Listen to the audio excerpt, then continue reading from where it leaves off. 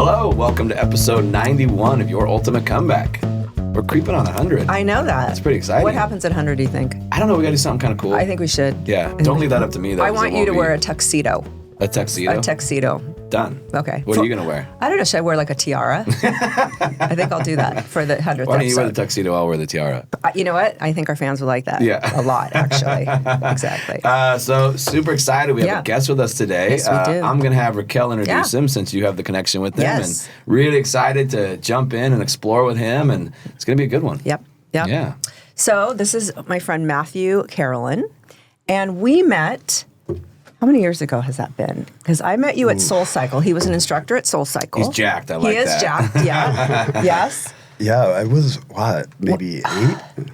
8 years? I don't know. Tell me what God. year that you think that might have been. I don't know. I couldn't even tell you. I'm so bad with dates. Okay. I have no idea. Yeah. But you were there for a while.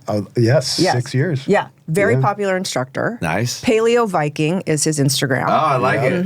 It's fitting. Yes. And minus the Dodger hat. I got a little bit of a struggle with that. I know. I had to rep LA a little bit. Yeah. In Well, our Orange County fans are going to love today, the fact you have a Dodger hat on here. Yeah. But I just, this was back in the days when I was doing tons of cardio, those days, and teaching myself, but not there, and I loved his class. He had an epic class. And one thing that you did that I always, always loved was what you said at the end of class. Yes. Will you tell us what you said? Gosh, if I can remember. Oh, let's you see. know it. I know. He's like, which one of those things? It was like a part Maya Angelou quote, and then I kind of just added on to it as people would say. Honestly, I can't even remember how it starts Really? right now. Okay. Yeah. Okay. Well, we'll come back to that. I don't want to put you on the spot. If it comes back, I'll say it. It's been years, but my life has changed a lot. But it was basically like. Is that the quote around? It's not the. It's the light that we. Yes. Yeah. So it ends with that. It's like. How we affect people. How we affect people. Yes. Yeah, basically it's about being the change essentially. Yeah. But it was more Obviously, it imprinted on me so much that I don't remember it either. No, but I remember at the time just thinking that was so cool how you ended each class with that. And it was just like, because SoulCycle, I don't think you've ever been there. Right? I have not, no. Okay. They really kind of built their niche into, it was a little woo-woo, right? Wouldn't you say? It's not your light, it's your darkness that you're most afraid of. No. Who are you, not to shine? Or something like that. No? That's not the one? No. I know. I could look it up. I'll look it up. It's on my phone. Okay. You do that and we'll cut away. But anyway, I just thought it was very impactful. And it was, there were a lot of different teachers and everybody kind of found their crew there. And I think you definitely had your following big time, right? Yeah. Right? Yeah, it was great. Yeah. We had a whole little community, that would go out afterwards and eat. It was great. Yeah. Now, were you clean and sober then? When I started, yes. Okay. When I finished, no. Oh, okay. Yeah. Okay. Therein lies the story, right? Yeah. Uh-huh. Okay. Well, you tell me where you'd like to start. Well, I think part of I could start in the middle a little bit. Yeah. Part of the woo-woo or the soulful part of SoulCycle, I realized in my battle with addiction, so I could kind of use that motivation to share with others. Yeah. And I did relapse while I was at SoulCycle, and it really impacted, of course, in my life in general. But, sure. It was also the thing that catapulted me into where I'm at now also. So silver lining. Addiction has been a really, unfortunately and fortunately, a strong teacher in my life. And I'm finally really grateful to be in a place where I'm done learning from that teacher. You've learned that lesson. You'd like to move on, please. Yeah. Yes. And so, on and off, I've spent more than half of my life, struggling with addiction. And from, alcohol to drugs to whatever. Wasn't diet one of your things at one point? Yeah. Like a paleo lifestyle was definitely what I was But you were about. Shredded. You went a little far on that end, right? I did. When I started SoulCycle, I was 210 and about 8% body fat. Okay. I was pretty stocky, big guy. Yeah. And this was also before the drugs came in. I lost so much weight, so much muscle. Was down to about 2% body fat and around but also was down to 180, 185, which was super lean for me. Yeah. I like to walk around 195 ideally at this point, but Yeah, it was a big change. So much cardio and so much wear and tear. Right. And that's how it actually came back was I hurt my back, went to the doctor. This doctor knows I don't take narcotics. I've told him that many times. I got a Toradol shot in the back, and he gave me a prescription for what I thought was ibuprofen, you know, which is the normal thing that he does for me. And as I was walking out to my car, I took a look, and I realized, well, there's more than one thing written on here. And I saw it was a narcotic. It was for Norco. Oh. And I took one step back to his office to go tell him, and immediately turned around and went back to my car. This started an internal battle that lasted 3 days. I'm like, oh, don't do it. You're going to lose everything. Like really trying to convince myself not to do it, you know, and eventually as I'm driving to the pharmacy, I'm trying to talk myself out of it. Wow. But I'm on autopilot at this point. I can't talk myself out of it and get the prescription filled. I hold on to the prescription for a couple more days. Don't do it. And finally, I didn't tell anyone. That was how I lost. You know, I didn't share with anybody what was going on, and that got me. It took me out. Yeah. You know, and you were still teaching at this point. I was still teaching at that point. And then it escalated so quick. I mean, I went from that to full-blown missing classes, no show, no call. I mean, it was bad. Yeah. And SoulCycle was great. They really tried to support me in a lot of different ways, and I just couldn't receive it. I mean, what took me right back to where I was, 15 years ago in the matter of like 3 weeks. Oh, dang. Yeah. Yeah, it was rough. And so I got let go at SoulCycle. Ended up getting clean for a little bit after that, and they rehired me after I came clean and told them what was going on. And again, the great company for that. I think they've seen it a few times. Yeah. Yeah. It's interesting how prevalent addiction is in the fitness industry with trainers, especially, and instructors, and it's a lot more than I expected, to be honest. Yeah. I noticed fitness is another form of addiction for a lot of people. Absolutely. Myself included. I mean, it's like an addiction switch, but there's an energy that can be useful. Yeah. And it was for a while, but then if it becomes a mask and something you hide behind, that's where it becomes problematic again. And what I've learned from this teacher of 20 plus years of brutal, is that you can't just focus on, physical, mental, emotional. It has to be all of them at the same time, along with the spiritual component too. And I think that is what helps heal almost about anything, right? Is really getting into optimal health in all four of those categories. And it just took me a really long time to learn that. Yeah. How old are you right now? 45. Oh, okay. You look great. Thank you. Yeah. Thank you. So do you guys. Baby. He's a baby. He has a daughter that played volleyball against Quinn a couple times. Oh, cool. Yeah. Jay Sarah, right? Okay. Yep. Ellie. Yeah, I remember. I think she is 2 years older than Quinn, right? She's 22 now. Okay, yeah. She's my son's age. Okay. Yeah. So, beautiful girl. Yeah, nice. They both used to ride at SoulCycle too. Oh, yeah. Yeah. Oh, yes. This is true. I love it. So what do you think was what was your aha moment for turning it around? It was, that's a very, there's been a lot of aha moments. Okay. Hey, share them all. But the last one that really made the biggest impact was during a psychedelic experience, actually. Okay. The way I look at addiction, it's very much a spiritual, lack. In AA, they say it's a spiritual problem that requires a spiritual solution. And I had tried everything else that Western medicine had. I've been everywhere, all over the country, different places. Yeah. I didn't want to be that way. I just didn't know how to not be that way. And so I started to think something was wrong with me. Other people are getting it. Why can't I? And finally, the opportunity to work with psychedelics came, and I took it. I was like, I'll do anything at this point. And what I recognized in that moment was my consciousness at the time was completely hijacked. Like addiction had me and it was controlling me, and there was no way, like it so much so there was nothing I could do, right? I couldn't outthink it. I couldn't outfeel it. I couldn't even outbehave it. It had me completely.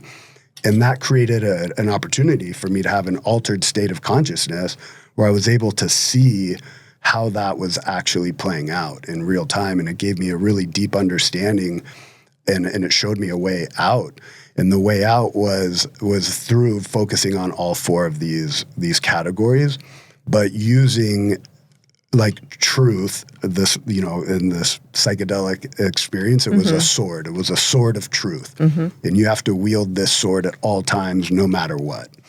And if you can do that, you can beat it. Yeah. You know, you just have to be brutally honest with yourself and with someone else.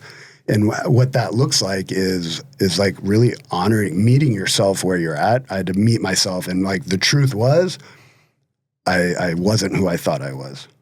That version had to die. And in the death process, there was like a rebirth, you know, and the rebirth is the aha moment I think you're talking about. And when I realized that, it was, I have to do everything different. Everything different. And what I learned by doing it that way, it's interesting. When you let go of everything you think you know about yourself and even your body, fitness, addiction, there's through lines that make it through, you know, like the actual truth, you know, because we have all this experience and then we're like supposed to forget it all. It's really challenging when you have a lot of experience to back up what you're, you know, feeling and thinking. And it was true. Like some of those things made it through, others didn't. An analogy I like to use is like the cold plunge. What do I know about the cold plunge? It's cold and I'm going to be miserable, right? Yeah. So I avoided it. I never did it, right? Because that's what I knew. And so now I'm willing to do everything different, right? I go in the cold plunge and found out, it's cold. I'm miserable. This is awful. Yeah. And then I found out. But you didn't die. And I found out, wow, afterwards I feel incredible. Yeah. I feel like full of life and you know, I'm invigorated, you know, and it was like, wow, I felt younger and more energy. And so you know, what you know makes it through, but there's also a deeper truth that comes along with it that helps bring you to another understanding. Yeah. Yeah. Interesting. Yeah. So you talk about the four different scenarios, right? That's really hard to do. It just in general, to be able to and have then factor in the addiction. Yeah, and then it's really Well, I'm even outside of an addiction, That's what I'm saying. to take care of yourself physically, mentally, emotionally, and spiritually. Like, I won't lie, that's a massive challenge. I might be good at one or two, sometimes maybe three. A lot of times, none of them. right. Yeah. It's a muscle, you know, that we have to train, and I think the physical body is the easiest one for most people to connect with, right? And in the physical body, we have, you know, it's giving us information all the time. What we do with that information, how we think about it, right? If somebody crosses a boundary, I can feel it in my body, but then my thoughts are like, I need to defend or blame or do something. And then my feelings, right? The anger rises, and then my action starts to, and then after that, my spirit is like sad because I did something out of integrity. So it impacts all four all the time, but bringing awareness to it is challenging, but it is the way for me and most people that I work with to like find an optimal way of living and really understanding themselves. We get to become a self-master in that way of really paying attention to patterns and how our thoughts dictate our feelings and then our actions and how it impacts our sleep, our focus. And it's a way of studying, really, you know, the self. Yeah. So I'm picking up that I apologize. I knew you're coming on. Give me a little background on you. Not a whole lot. Yeah. So you made the comment that this became a greatest teacher that now you're using. It sounds like you coach people around this or something. Yeah. Like, how are you now using this? Because I'm super fascinated. Yeah. So I'm an addiction coach now. I work with pretty much anybody. But addiction is definitely my specialty. But addictions can be codependency. They can be, you know, our phones, pretty much anything, food, cigarettes, you know, whatever it is. And so using this kind of pathway through that I've found, I get to share it with other people, and we're having so much success doing it. Yeah. You say we. Is that your partner? I mean, me and the clients together. Because it's a collaborative, you know, work. It's you know, but it's brutal. You know, to look and to see, you know, how the subconscious mind has actually been running the show when we think we rationally know, but like, oh, well, it's still happening, even though I know this, you know, and so it can be really challenging to look inside in that way.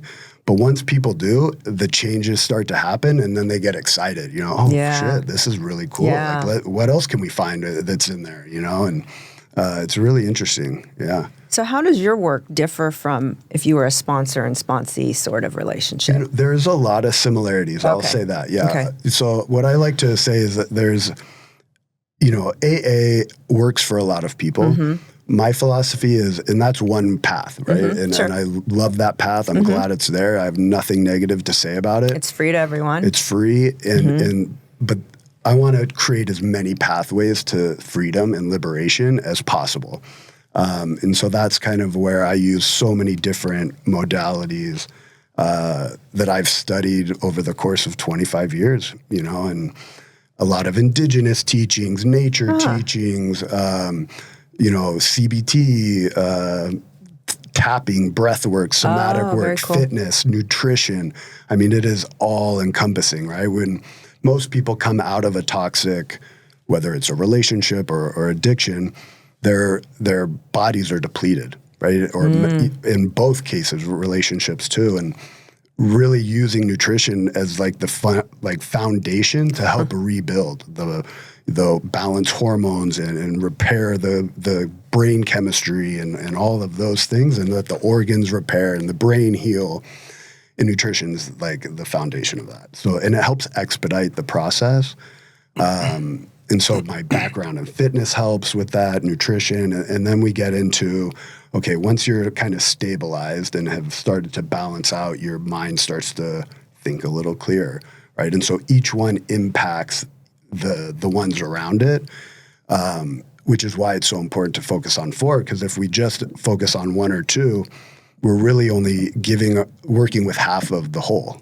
You know, there's these other parts that aren't getting attention, and the parts that don't get attention eventually start to create havoc on the, you know, in the background until they're actually manifested and like causing problems in life. Man, I wish I would have met you 8 years ago. I was looking for you.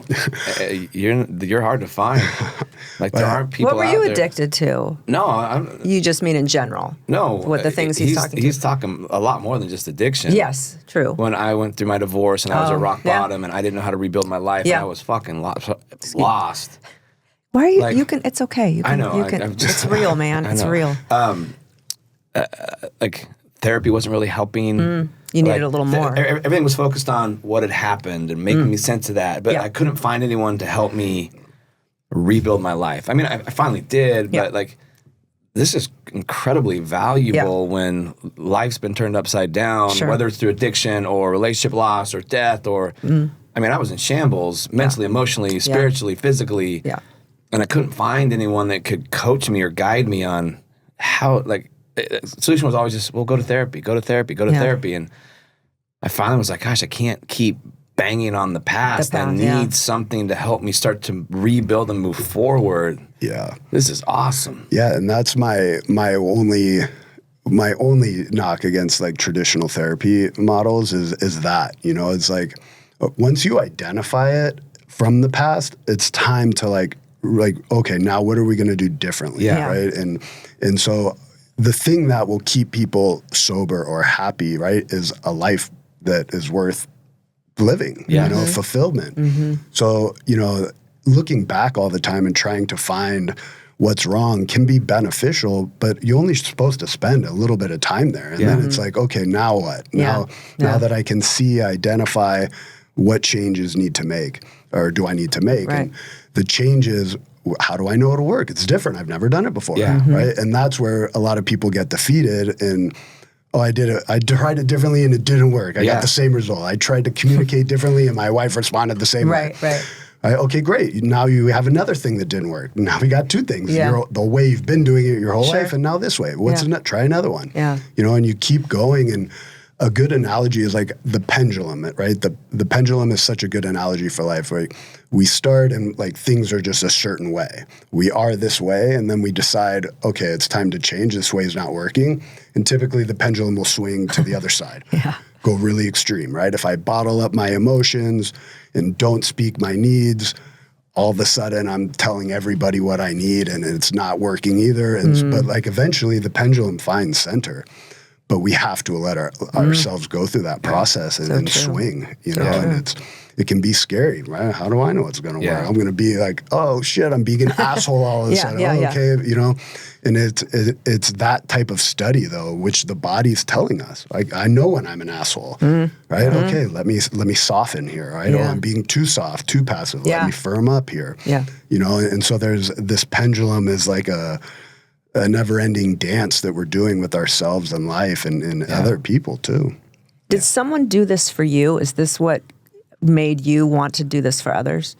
Or was it no one doing it for you, kind of like what Brad's saying, and you were thinking, this, there's a need for this? I had people that support me along the way, and I've taken bits and pieces and really created this study of self. I have amazing teachers still to this day that I talk to and work with, and some really amazing dudes that I can lean into when I need to. That's awesome. Yeah, I think every guy needs a tribe of men, right? Oh, yeah, or at least a couple. It is hard. We've talked about that. It's hard to find real men that will. They're okay with that. Yeah. Because it's not well, cool. I remember like as I went through my stuff, I went through the therapy and it became very clear my contributions, my issues, what I was working through. I was very emotional at that time and I didn't know how to control the emotions. And most guys are like, I don't want anything to do with that. Bro. Like, I'm going to keep living my fake life over here. Like, everything's great. Let me know when you're feeling better. Yeah. And then we'll go have a beer. We'll go hit some golf balls and have a beer and everything will be good again. It is hard to find out there for sure, and what I would say is that as hard as we think it is to like let another man see us in our emotions or vulnerability, it's one of the most liberating things you can do, and when you find someone that can hold that and like just witness you, and that's all it requires. We don't, there's no fixing this. It's just like see it, hold it, and like acknowledge it for me.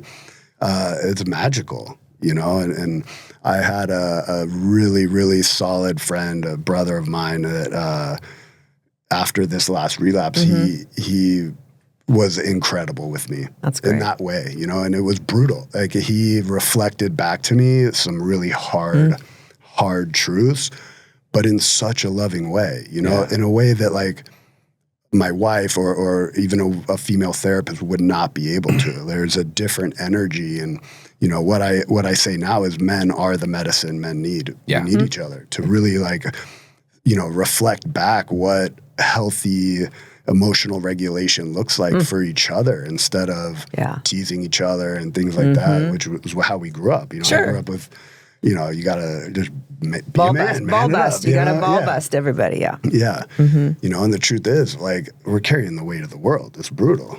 It's hard. And by ourselves, and we don't need to. That's the kicker. Is like we don't have to. We don't, not even do we need to. We don't even have to. And once we share that with another dude, it's magic. Isn't that kind of what Eric was like for you with the Bold? 100%. He was one of my guys. Have you heard of the Bold? It's called Driven Leadership. They're out of Washington. Okay. He was one of my guys. Yeah, he was one of my guys that would get real with me, would let me get real. Yeah.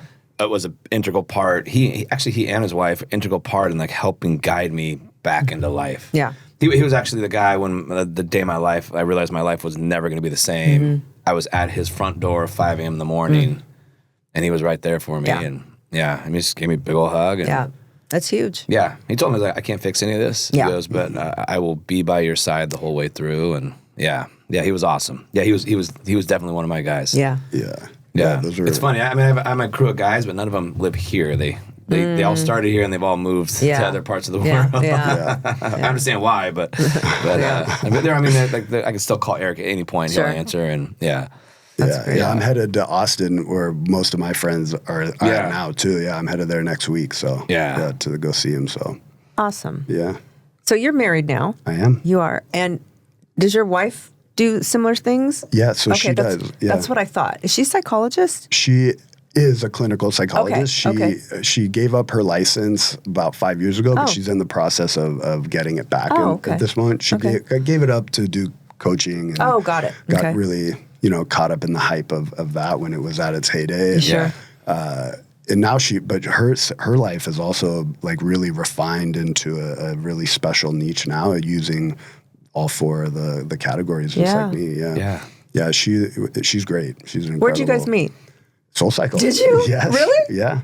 Wow. Yeah, we met at SoulCycle in Manhattan Beach. Okay. I forgot you were teaching at that one too. Yeah, and so she's been with me through nice. Through it. Nice. Yeah, she I don't deserve her.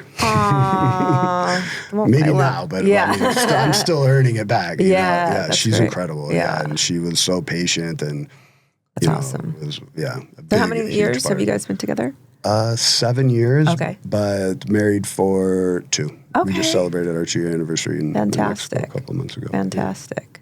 I love that. And your daughter's doing well? My daughter's doing incredible. I love it. Yeah, our relationship is, it's so interesting. I remember her coming around. Yeah, right? Yeah. And we were so close, and then, of course, a relapse really kills everybody's hopes and dreams, and it actually shatters relationships each time a little worse, Yeah. But where we're at now is from the limited perspective I could view life from in addiction is beyond my wildest dreams. She calls me every day on her way home from work. 22 years old, calls me every day. Love it. Tells me all about life day, everything. The small things, the big things. I love it, and I'm so thankful that. Yeah. Awesome. Yeah, she's dope. That's awesome. Love to hear that. Yeah. Right? Oh yeah, that's so great. He's got 2 kids.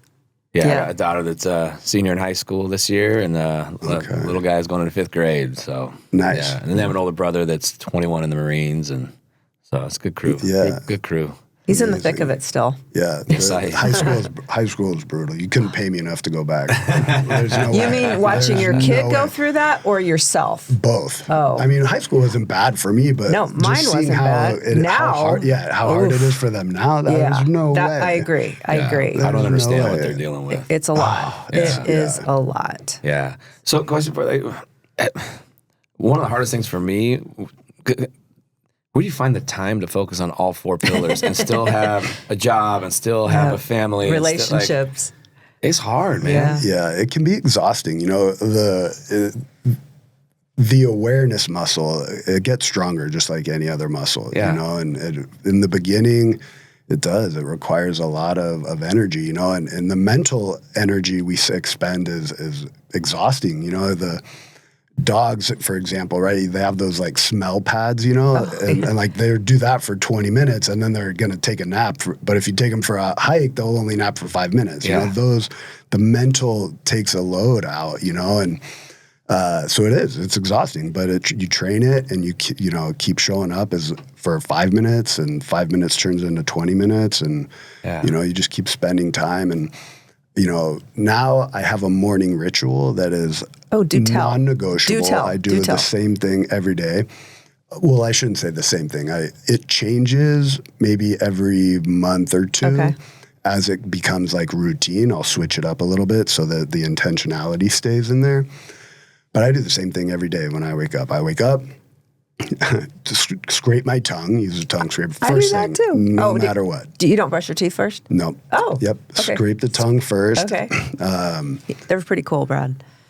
Yeah, like how you wouldn't believe what comes off of there. Yeah, it's such a way of releasing toxins from the body, and the more you do it, the more your body recognizes it as another avenue to release toxins, and so it's like another way of creating a relationship with your body and letting it know, hey, here's another channel to get rid of stuff from. So that's first thing. And then I go downstairs, start the espresso machine, light some candles on my altar, and then I'll just sit in reflection. I'll burn a little bit of copal to kind of like it. But then during what I'm sitting with is, how am I going to show up today? What parts of me do I need to bring forward? You know, how do I want to feel at the end of the day? What's going to be required for me to feel that way? You know, and then at the end of the day, I have an evening routine, which is a lot shorter, but it's funny because I'm not a morning person. So this routine, it takes me about an hour to become a human. And so I spend about an hour. Yeah. But the kids, my wife, everybody respects it. They know okay, he's not available right now. Yeah. He's got to do that. I got to become that. You know, it's not easy, like you were saying, you know, and to become the highest possible version of yourself, you know, and sometimes the 405 freeway will take me right out. You know, I'll be my best version, and then 5 minutes on the freeway, I'm like, oh shit, I got to do this over. Yeah. But like recognizing that is the awareness. Sure. You know, and so then giving myself permission and space to like, okay, let me take some deep breaths and drop back in and reconnect to that part of me that wants to show up and do the best he can and show up in a good way. Is that like a meditation, would you say? Or is it a little different? It's more of a prayer. Okay. Right? I'm asking for my own support, for the support of the universe, you know, God, higher self. There's so many different ways of expressing the same. Yeah. Right.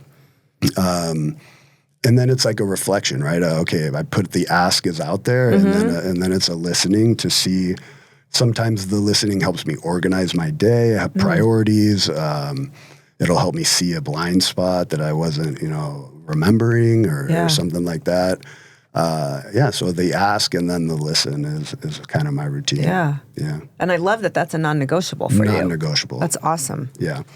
There's one other part of the routine, I think, just for full transparency, is another plant medicine that's not a psychedelic, though.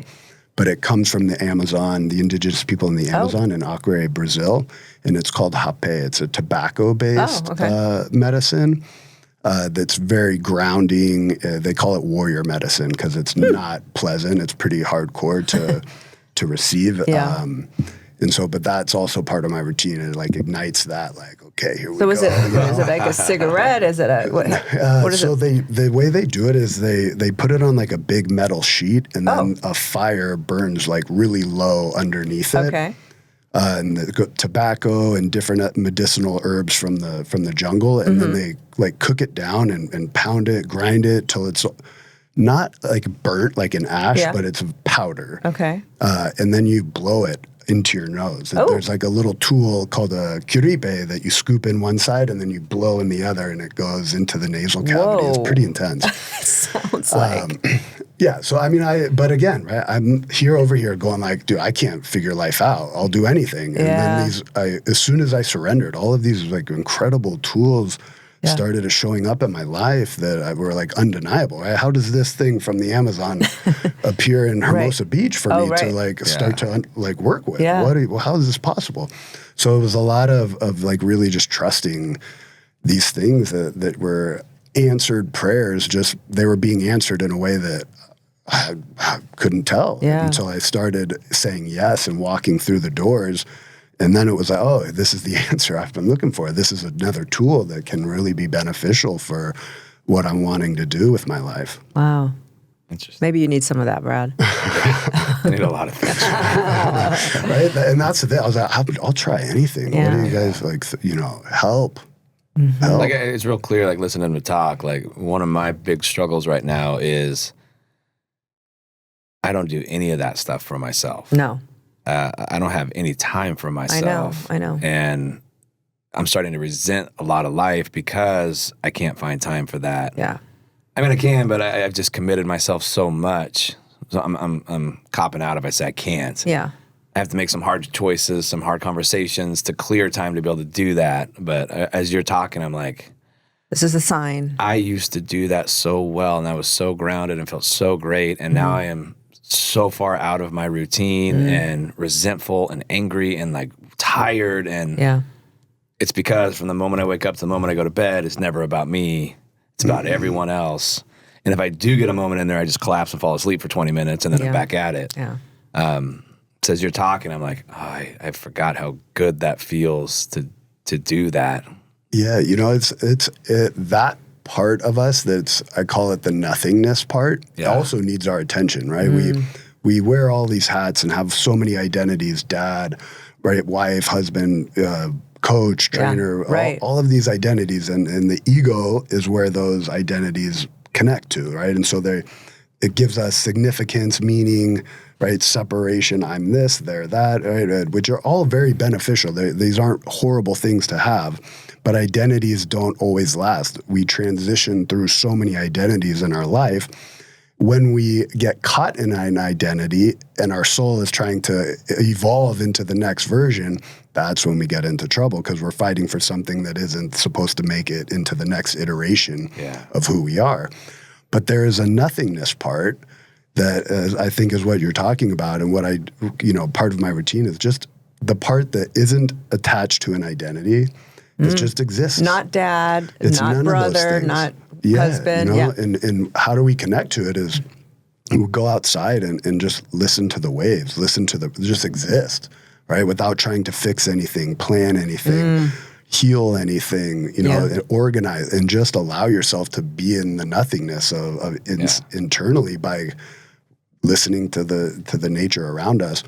And it's interesting because like even if we work 60 hours a week, right?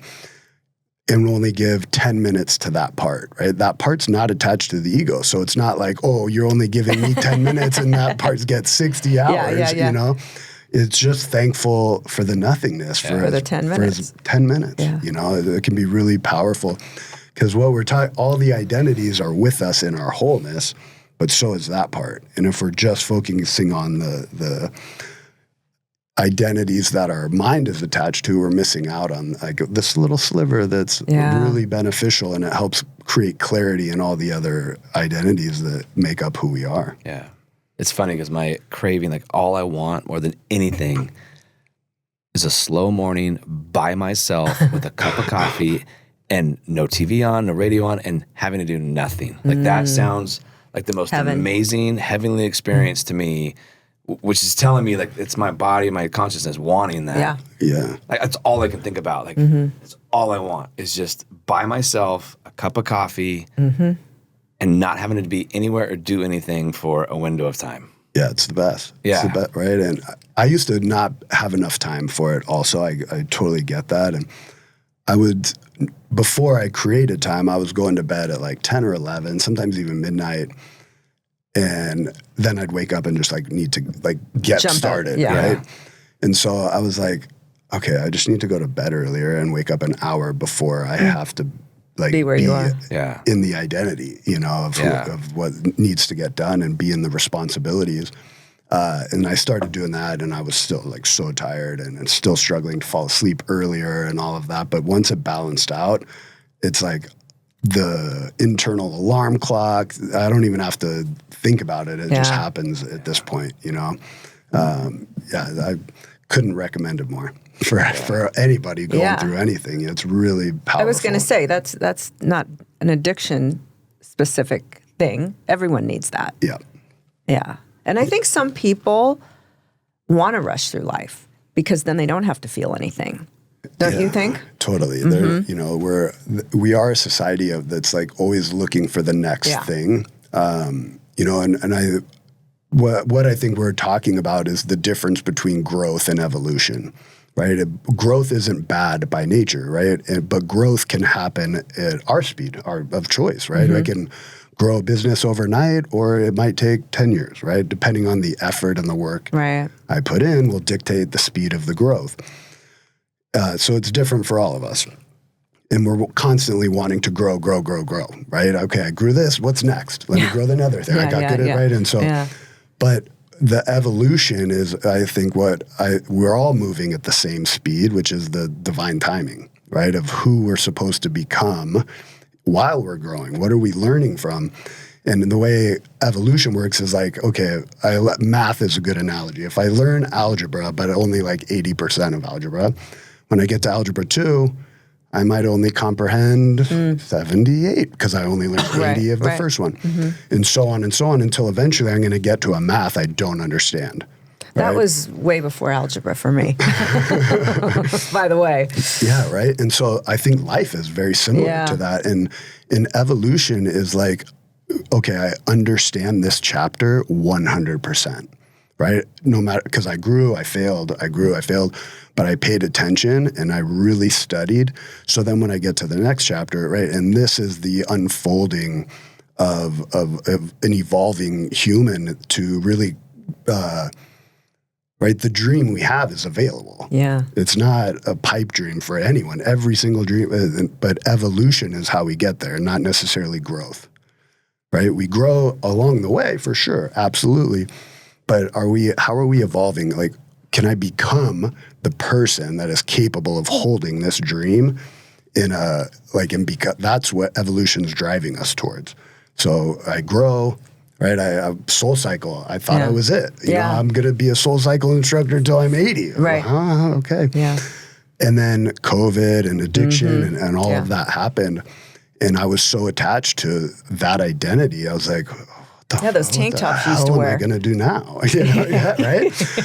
I didn't know who I was. You know, it became everything. Without that.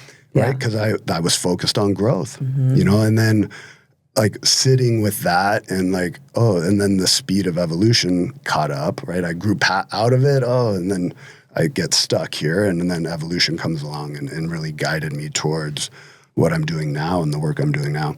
So it's you know, an interesting way of looking at what we are, you know, what you're talking about there is becoming is really important. I don't think many of us think about how are we evolving as a person. No. I got to get to this income level, then life's going to be better, and then I got to get my kids at this level, and then I got to work more here, I got to take this vacation here. Yeah.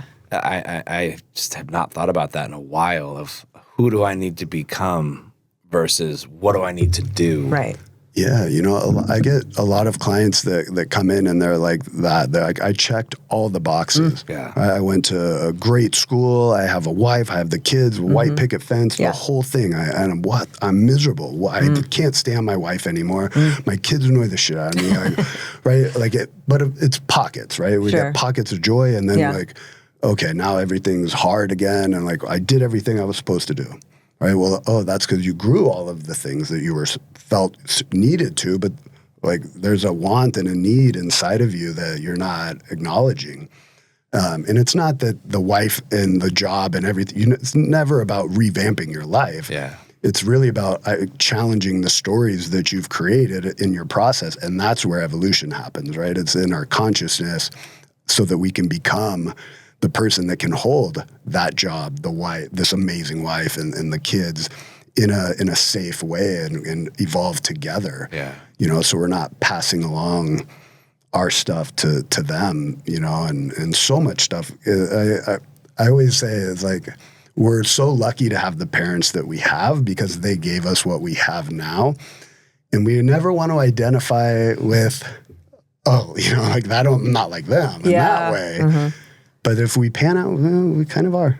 Right? Yeah. Maybe not in the exact way, but we may communicate the same and not even be able to see it. And so this is what brings that, okay, now it can evolve so it doesn't get passed to the next generation. And then they evolve because we taught them how to evolve and how to handle emotions. And so the next generation, right? And in that way forward, we're not passing our shit. We're giving them what we have found to evolve into the next, you know, greatness that they'll find in their lives. It's funny, there were things in my life that I struggled with and I never really conquered that now I see my son dealing with, and it's like, damn, like I still got to go figure that out to help him figure that out. Because I wasn't strong enough I just kind of stuffed it and, you know, just stopped pursuing certain things because of these certain limitations, limiting beliefs and things that I had, and just popped up in my kid. Nothing's triggered it. Nothing like there's nothing that ever happened, but he has those exact same like fears and insecurities that I never dealt with. And now I'm watching him like, oh my God, like now I got to help him overcome these because it can be your lesson too. Oh, well, yeah. It's just been amazing to see. Like it matches what you're talking about. Yeah. I didn't evolve how I was supposed to evolve. And I remember my dad telling me that so many of the things that he tried to keep from me, I picked up.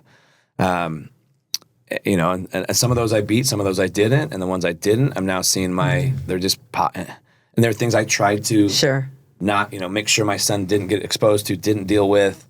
It didn't matter. They're there. And like, I'll ask him, like, where'd that come from? Who said that to you? Well, no one. Well, then why do you believe that? I don't know. I just do.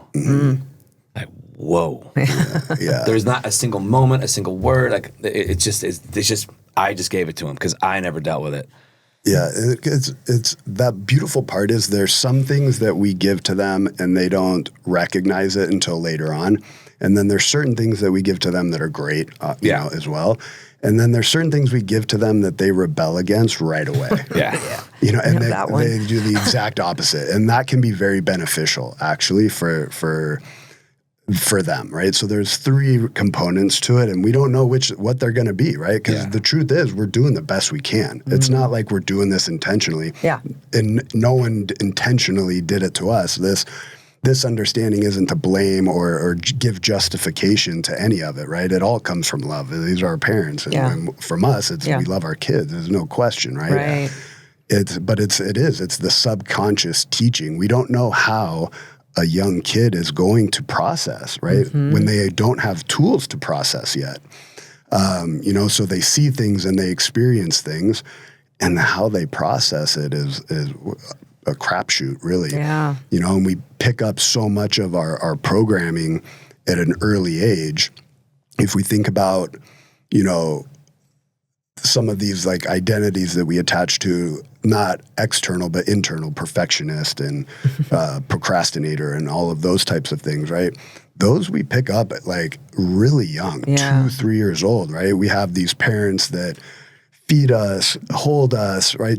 They're like everything. They are the everything of our life. And then one day we're like running with scissors and they yell at us, right? And this little mind, this little soul interprets it as like, oh my God, I did something wrong. And these people yelled at me. I have to be, right? Insert the perfectionist now, right? Insert the one who's going to overthink everything that he does or she does, right? And so it comes from love, right? We're trying to protect, and it's just, it's normal, it's a natural state, but really being able to identify and recognize that this is happening helps us be mindful in words we use and certain reactions we might have. And I also believe that, you know, they chose us for a reason. And so including all of the things that we're going to give them, you know, good and bad, so that their soul chose to work through that, you know, in this life. So definitely. Yeah. Insane. Do you have clients that you've worked with? Could you give us a couple of examples of great success stories you've had? I mean, do you work with only people that have had addictions, or do you work with people that just maybe have different issues that are stuck? Yeah, people that are stuck. Yeah, okay. So it doesn't have to be an addiction necessarily. Yeah, like I'm relating to them really well. Yes. I mean, caffeine. Like I got things. Energy drinks. But it's caffeine. Yes. I went with caffeine. There's a lot of versions of caffeine. But like, I'm not picking it up as like, I need his help to solve my addiction issues. No, like, no. I am stuck. Right. And I recognize that he has the ability to help break through that kind of stuff. Right. Just by how he's communicating and talking. So it's definitely, I believe it's definitely about more than just overcoming addiction. I think there's lots of ways to end up stuck. Yeah, totally. Yeah. Anything that we're like, and sometimes it's hard to identify what it actually is that's keeping me stuck, but anything that keeps us stuck is a form of addiction. Yeah. Right? Addiction prevents growth. It prevents evolution. Yeah. We stay stuck here. Sure. You know, and you hear a lot of times too that addiction emotionally stunts people. Well, anything that keeps us stuck is stunting us, right? We're not. This better make it in a clip, in a reel. That's good stuff. And so, yeah, pretty much anything, right? And some success stories are, you know, I had a client who found me out through a podcast. Actually, she had just attempted suicide. She had been drinking a lot, in a toxic relationship, and tried to end it. She was done. About how old? She was probably, maybe late 20s, early 30s. Okay. Incredible woman. Incredible woman. But she didn't see it. She couldn't see it. She was stuck, you know, and so she called me after she had heard my story, really related to it. We started working together, and now she's a nurse practitioner, working with medicine, doing very similar work that I'm doing, but on the medical side. And she's just thriving. Awesome. Thriving. Love that. And it's been, maybe 3 years for her. 3 years of sobriety since then. Nice. Yeah. Nice. Yeah, that's one of a big one. And she was always incredible, and most people are. Yeah. Right? It's like, it's just we're in our. It's not even intentionally in our own way. Like I said, this is like such a deep psyche, subconscious, thing. But it's helpful to have, someone listen and kind of be able to put the patterns and the pieces together. But I always say I can't tell you what the belief is. I can show you the pattern and kind of like give some words and descriptions to what I know and understand about what these thoughts, feelings, behavior patterns can be around, but you have to decide what that belief is, because you know it. And it's always something we rationally don't think. It's like in relationships, for example, if, we were asked, like, do you guys feel like you're equals, right? Both people would typically rationally be like, we're equal. But there's a subconscious programming. I wouldn't with you, Brad. He's superior to me. Like the subconscious mind, which we learned from maybe our parents or somewhere else, is like, oh, my needs actually don't matter as much as hers. And here's the thought pattern, feeling pattern, and behavior pattern that shows that. So even though up top I'm thinking, but subconsciously you're saying, right. And so how do we know that? It's like, well, I don't believe my needs are as important as hers. So that's the belief, but the thoughts might be, I don't need to say that. Oh. Right? Oh, that hurt my feelings. But you know what? That's okay. We're happy right now, so I'm not going to say anything. Yeah. The feeling is a resentment, and then the behavior is eventually, you did this, blah, blah, blah. Right? And then like, where did that come from? Right? Yeah. And so then the more of the belief is, oh, her needs matter because now I made her angry, so now I need to fix and I need to solve. And so that belief remains stuck, right? Yeah. It validates the belief. And so that's the pattern we're looking for, right? And then the belief, what you can choose what that belief is, but you're not going to be able to like want to believe, like do you want it to be true? Of course not. Yeah. Is it true? Damn it. It is. Unfortunately we all, one of my mentors says that every belief is a limiting belief. Every belief. I buy that. Yeah. The example he gives is, imagine a 2-year-old walking outside for the first time and seeing like an eagle, right? Look up and here I am in this big bright world full of all this color and here comes this thing flying through the air. And someone goes, that's a bird. You just limited the magic, right? Just of what that actually could be. And so every belief in that way, it's a very simple, explanation of it is a limiting belief, right? We have these beliefs that I need to go to school. I need to get good grades. I need to have a job. I need to make this much money. All of these are beliefs. How much of them are actually true? There's people living in the middle of the Amazon, not even a currency. They just live with the earth. Yeah. But I believe that I need, right? And so it's that is a little bit extreme, and I'm not saying we all need to move to the jungle to live that way, right? But really challenging the beliefs that we have about ourselves and what we actually need. Why do I believe that? Where'd it come from? Is that what I want to believe about what I need to do to be able to feel success, feel accomplished? And our most sacred gift is curiosity. Well, I like can that. get really curious about who I am, why I am. That's the only real requirement to go into the depths of the human experience, which is, it's funny, right? It sounds simple, right? But it's the simple comes from the complex, right? But if we just allow it to be simple, right, and not go into the feelings, go into the beliefs, then we get into trouble. Life is a roller coaster of up and downs, right? Simple, and then, but I'm avoiding the bottom half, right, which is the complexity. But what if we just allowed the complexity to exist, right, and look at it, feel it, like, why is this here? Get really curious with it. Then it becomes simple, right? It's not so hard to face our shadows, our darkness, our limitations, insecurities. We can really honor them. And, part of why I like doing these podcasts is to really speak to, I was a train wreck. I don't hide it. I don't have to anymore. There's no shame anymore. I've gone into the complexity of why I was the way that I was and still could be. You kept it together pretty darn well, though, I have to say. I hit it well. From what I saw, which was limited, but. Yeah, I hit it well, and that was, but I was carrying so much shame and guilt, as a result of, you mean? Oh, yeah, totally. Like people, coming up to me after class, oh my God, that was great. You're helping me so much through this. Yeah. And you're thinking, and I'm a fraud. Oh man, I'm going home and doing drugs after this. Right. And I'm on drugs during the, and no one knew, but I was just getting eaten up, and that was the spiritual part, right?